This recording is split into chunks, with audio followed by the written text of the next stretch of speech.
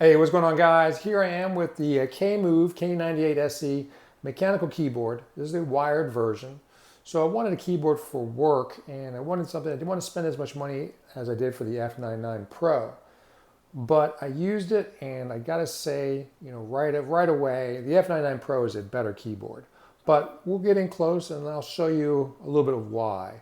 Now, again, this is a $35 keyboard, and I gotta say, for 35 bucks, it's just nice. But it's no F99 Pro. But all right, so let's get in close and get to the review. All right, guys, here we are with the KEMOVE, and now I'm going to go ahead and put the microphone on the keypad so you can hear it.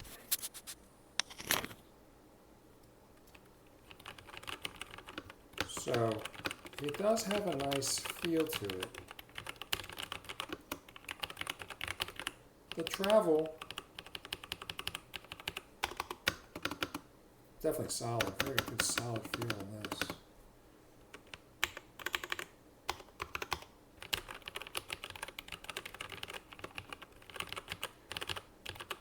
I'm going to say that the key travel is responsive, and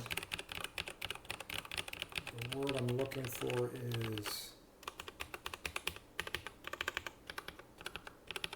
I'm going to say sharp. Yeah. You know how some keypads have like kind of a softness or buttery? This one doesn't. It's very sharp and boom, boom, boom, boom, boom. Not that it's bad, it's just different. These are linear switches. The travel doesn't feel very long. So that gives you an idea. Now, I'm going to pull over the Alta, the F99 Alta right here.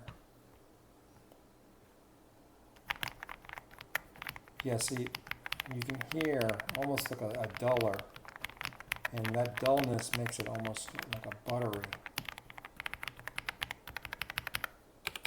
You hear it's a higher tone. This is definitely more of a thud, while this has a higher tone to it. The Alta is preferred, of course. Again, this is a $90 keyboard, and this is a $35 keyboard. There is a difference. Let's see, if we go straight to the size, it is a little shorter, and I do prefer just to be a little bit bigger. When I was typing, it feels a little tight for me. Now I am 6'3", and I have larger hands, but it just felt a little too squished for me. Again, $35, nice keyboard. It does have LEDs. Let me see if I can turn it on with my battery pack here. There they are. You can change them. You can increase the brightness. Let's see here. What's shift?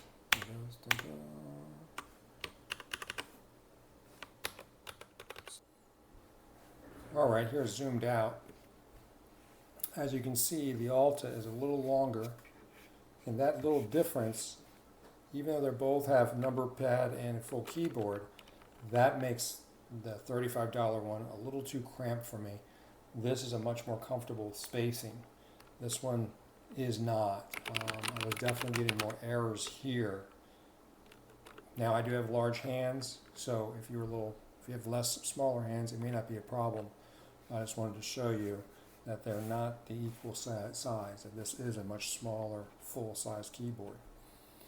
All right, guys, that's it. I just wanted to show you this. Let me flip the back over so you can see the back.